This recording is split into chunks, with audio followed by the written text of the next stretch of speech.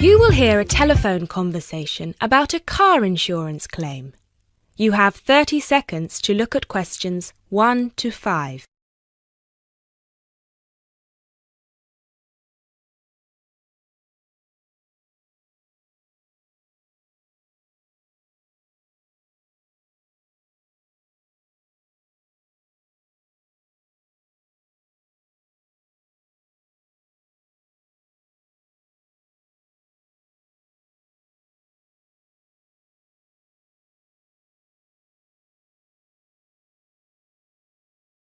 Good afternoon. Watto Insurance. This is Janet speaking. How may I help you? Yes, hello. I would like to make a claim on my car insurance, please.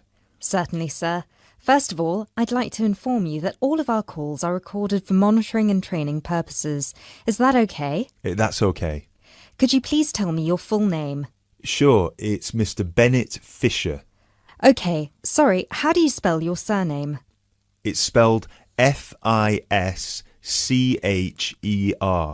Great, thank you.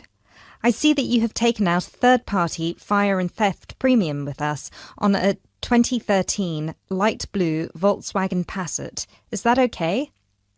Yes, well, almost. The colour is not light blue, it's light green.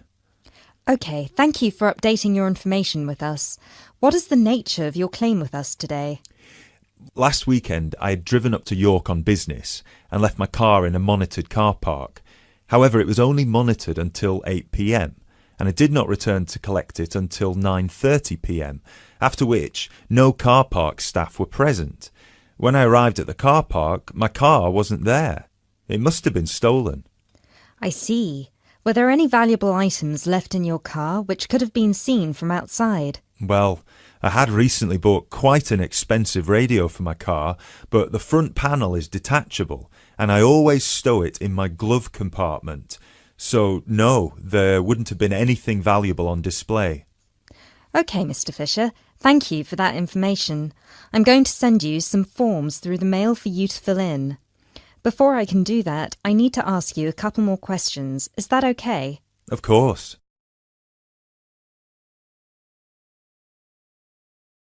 You now have 30 seconds to look at questions 6 to 10.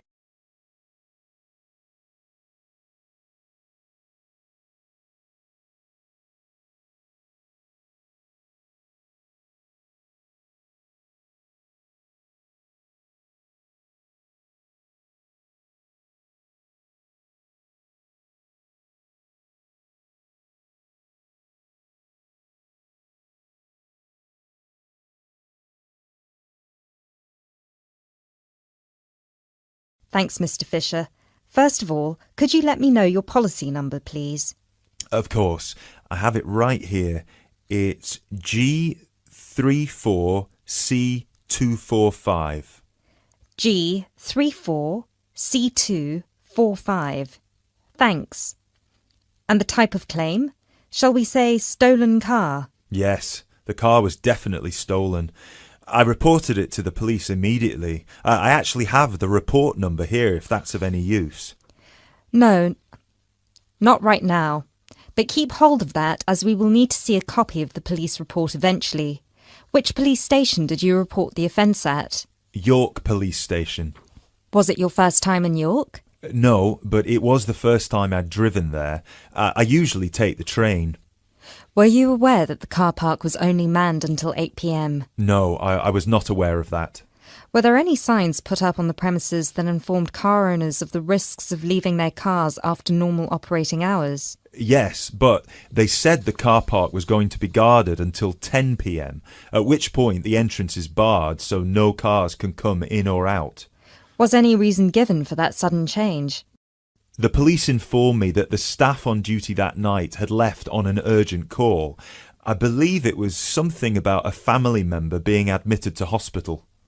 Were there any personal items left in your car? Yes, first of all, there was the car radio I mentioned before. Ah, yes, of course. Anything else? Just some CDs and an old jacket. Right. Thank you, Mr. Fisher. I have everything I need for now and will send these forms out to you shortly. When you get them, please fill them out with as much information as you can, and where possible, include copies of any relevant documents to support your claim, such as police reports and registration details. Once you have returned that to us, we can then start to assess whether you will be eligible to receive compensation. Do you have any further questions for me today? No, that's all. Thanks for your help.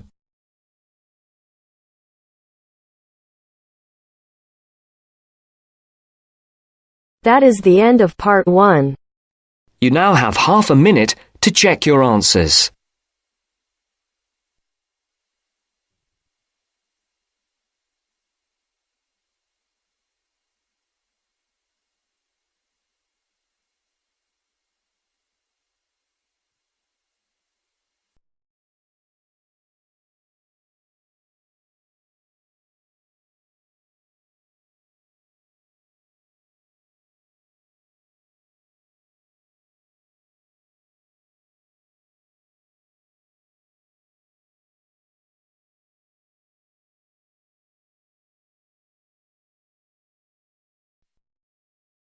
Now turns to part 2.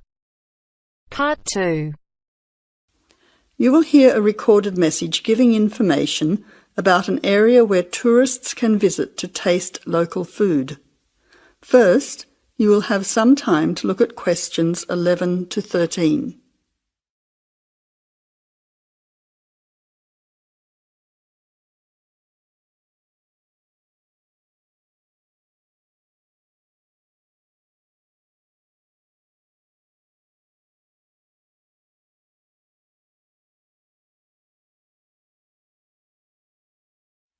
Now listen carefully to the first part of the message and answer questions 11 to 13.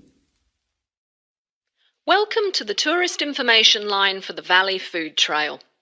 Here you will find many local food products for you to sample and buy.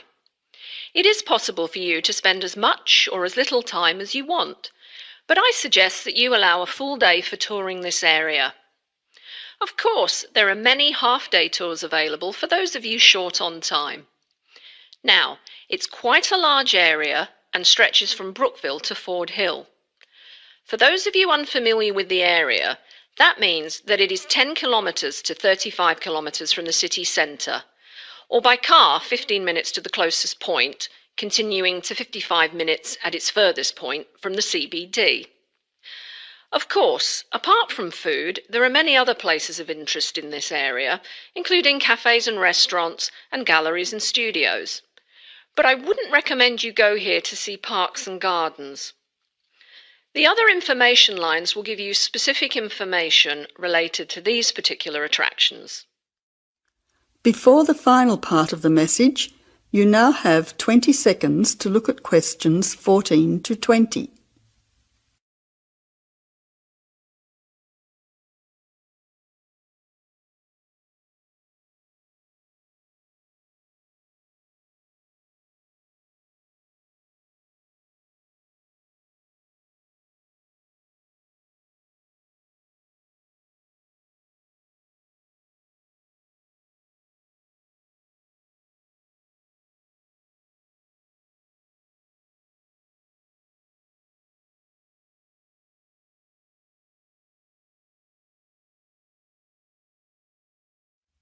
Now answer questions 14 to 20. But let's go back to food. If we begin in Brookville and head north towards Upper Valley in a clockwise direction, passing West Valley on West Road, we cross over Coast Road to come to our first place of interest, Magic Coffee. This is not to be confused with the Coffee House, situated opposite on the other side of the valley on the railway line. Magic Coffee is next to the Chocolate Company, which is on the corner. Just past the ice cream shop on the corner of John Street is the fresh produce shop. A little further north, we have reached Ford Hill, where we can start our drive southwards along Great Northern Highway following the railway line. First, we come to the organic market near the corner of Memorial Avenue, and then to Olive Farm opposite Olive Road. Just before we come to the next street crossing, we see the Honey Pot, which is practically opposite the coffee house. There is another chocolate company which sells nougat as well, just nearby. Following the railway line along Great Northern Highway, we return back to Brookville. Now, as I have said previously, if you only have a few hours to spare, there are several places that you shouldn't miss. The two chocolate places make equally nice chocolate, but the factory has the added bonus of nougat, unlike the company. Of course, everyone loves ice cream, especially unusual flavours such as coffee and nougat, so the ice creamery is definitely worth a visit. And while the coffee house sells expertly made hot drinks, including hot chocolate, I think your time would be better spent sampling the many products on offer at the organic market. Well, I hope you enjoy your time visiting the Valley Food Trail and enjoy all the wonderful local foods on offer.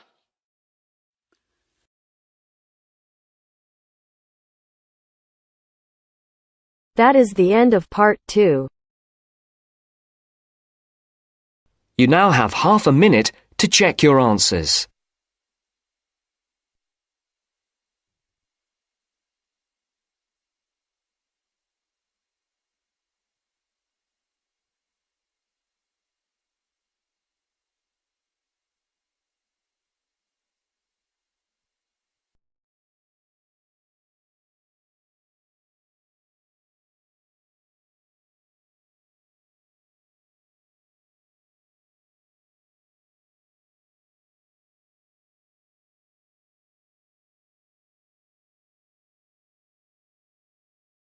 Now turns to part 3.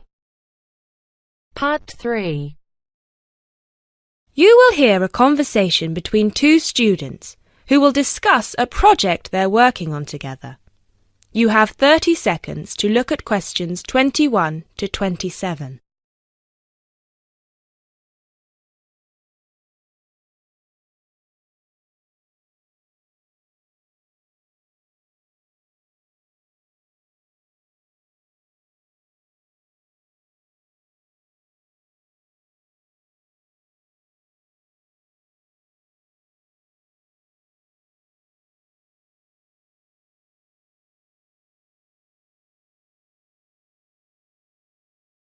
Hey Jess, glad you could make it.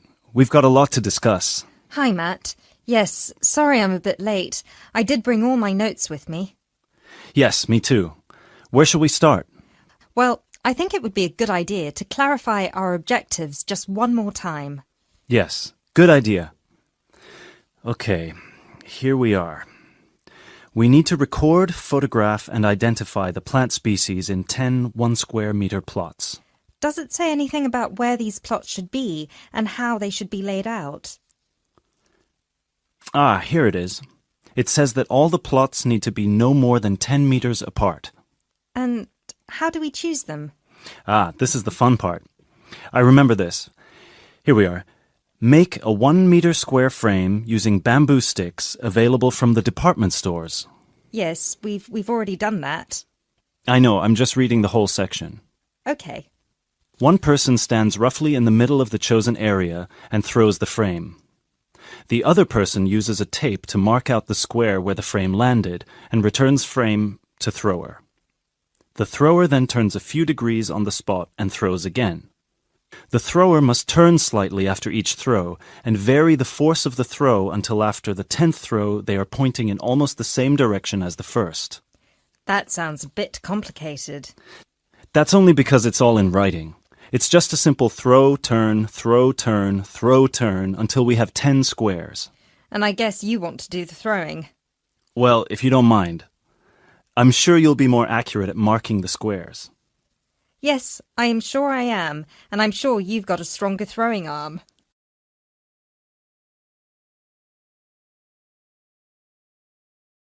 You now have 30 seconds to look at questions 28 to 30.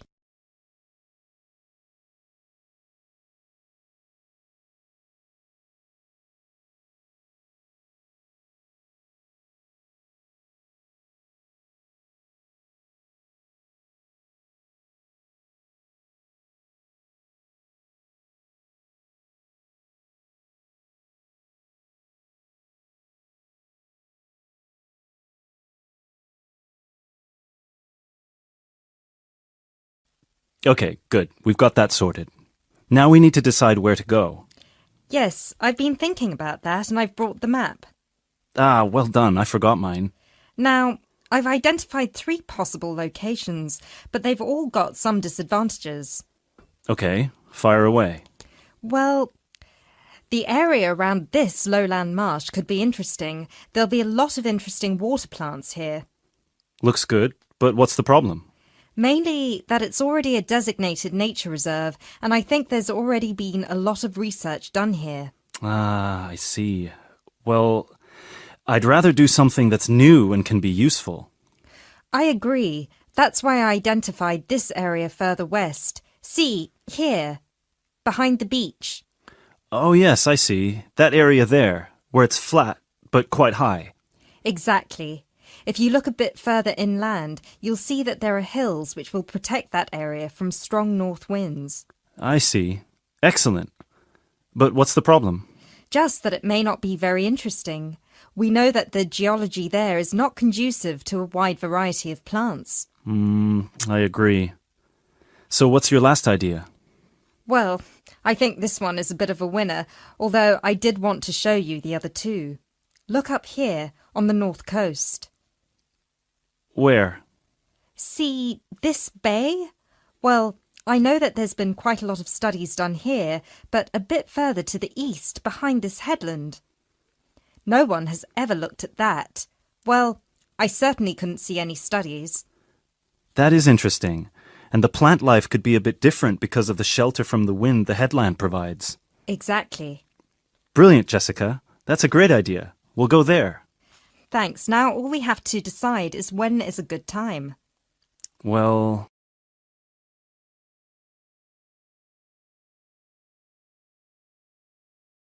That is the end of part 3. You now have half a minute to check your answers.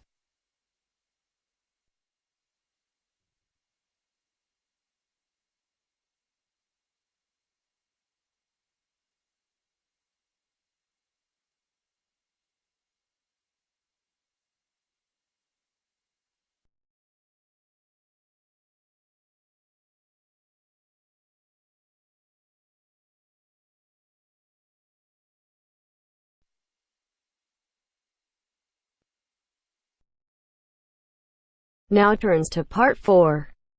Part 4. You will hear part of a lecture on the current and future use of mobile phones.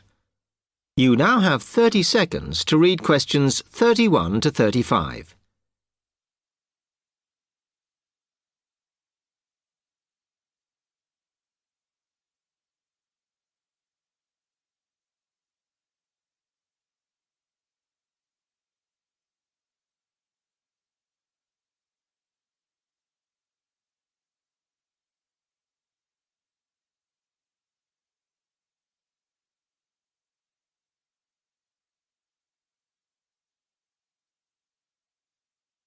Okay, now today we're looking at changes in communication, and specifically changes that have just happened or are likely to happen in the next few years.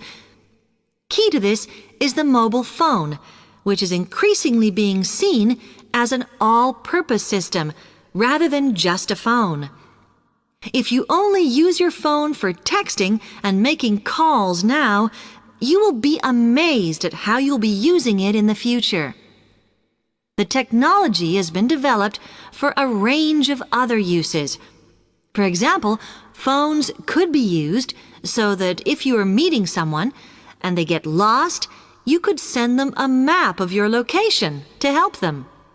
This will save all those complicated explanations over the phone and our poor friends or colleagues trying to drive and find out where they are at the same time. And if you get bored waiting, or if you're traveling, for example, you will soon be able to see TV news on your phone as it is actually being broadcast.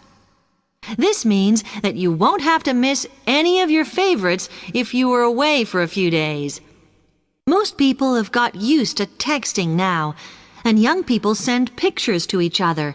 But what is exciting is the possibility of putting music with them before you send them. And it's not all frivolous. Phones are going to become even more critical in business and education. Some recent developments have a highly practical usage. So, for example, as lecturers, we will be able to send everybody a text to let them know if lectures have been cancelled. And the new phones could have a further use in education as well as business, as they will enable us to go to any destination, such as when we are doing a field trip, for instance, and from there to send data directly to a computer so that we can access it when we get home. This means we will no longer be limited by what the phone can store. You now have 30 seconds to read questions 36 to 40.